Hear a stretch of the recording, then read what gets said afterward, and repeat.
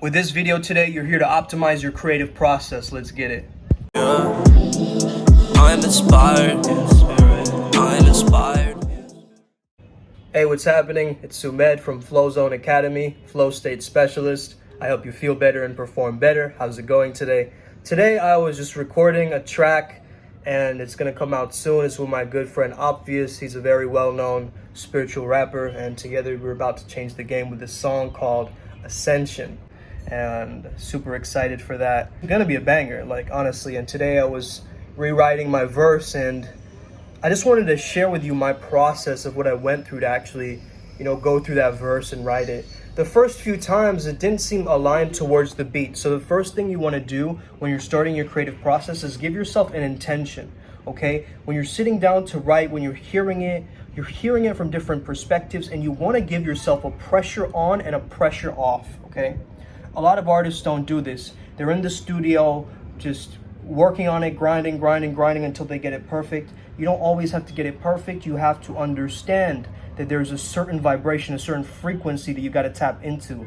And the moment that I figured it out was when I went for a breather. I went for a walk, I breathed, and suddenly I got the answer. This is something called the MacGyver effect, or the MacGyver method, some people call it, because MacGyver used to be a detective, right?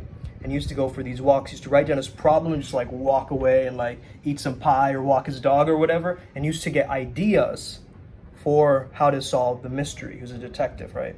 So really start to understand that you have this potential, you have this improvisational quality as well through the creative process, where if you're putting too much pressure on yourself, you need to take the pressure off sometimes to do a repetitive, non-taxing activity that gets you to have these bursts of insight, epiphany, or creation. All right. And the main process of creation is getting out of your own way. So if you're so in your own head, in your own ego, wrapped up around the project, you're not going to get much done.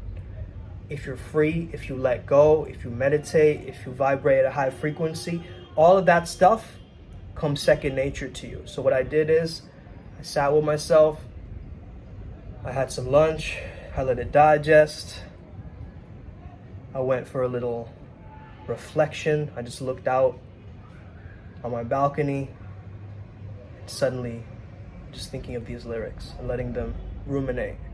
What rhymes with this? Let it ruminate. Still keep ruminating. Let go even more. How can I let go even more in this moment? Let go of my breath.